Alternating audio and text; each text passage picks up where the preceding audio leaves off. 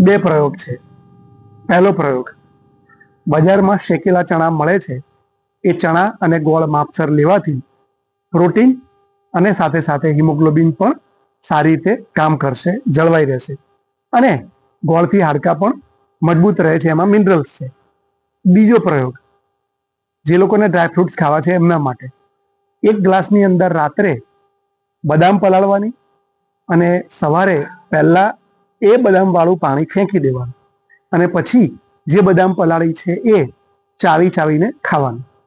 હવે જે લોકોને દ્રાક્ષ, અંજીર અને ખજૂર પલાળવા છે એ લોકો માટે અડધાથી 1 ગ્લાસ કાચના ગ્લાસમાં પાણીમાં એ પલાળવાનું. આશરે 3 થી 4 ખજૂર, 9 થી 12 સૂકી કાળી દ્રાક્ષ અને 1 અંજીર. સવારે એ જ પાણી સાથે એ બધું ખાઈ પી જવાનું. ચાહે બ્લેન્ડર ફેરવો, ચાહે ચાવીને લો, આ પાણી ફેંકવાનું નથી.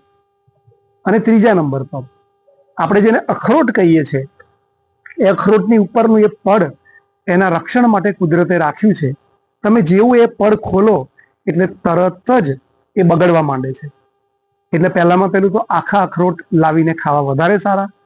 બીજા નંબર ઉપર એ અખરોટને પલાળવાની કોઈ જ જરૂર નથી, કારણ કે એની અંદરનું ઓઇલ આપણા બ્રેઇન અને ટીચરના કામમાં આવે છે.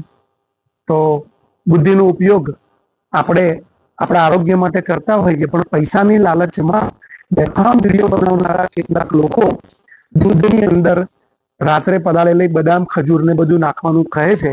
હવે એ બદામ વાળું પાણી પેટને નુકસાન કરી શકે છે.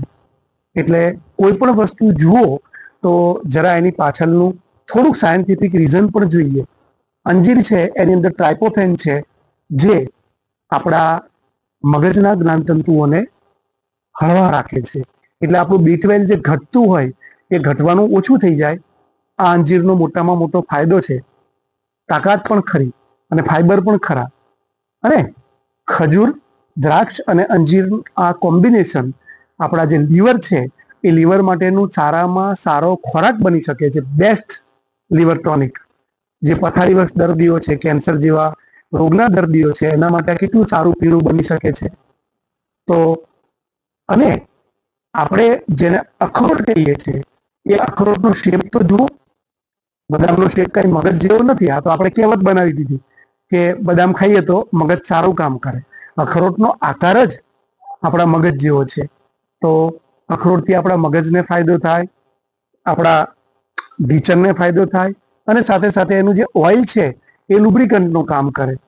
તો આ બધી વસ્તુઓનો આ સાયન્ટિફિક ફાયદો છે.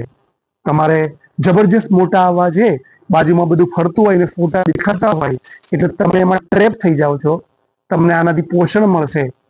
કોણે કેટલી ખજૂર લેવાની, કેટલી બદામ લેવાની, કોણે બદામ નહીં લેવાની, એ બધું આપણે સમજવાનું છે. આ વિડીયો બનાવનારનો દરેક વખતે વિષય નથી હોતો.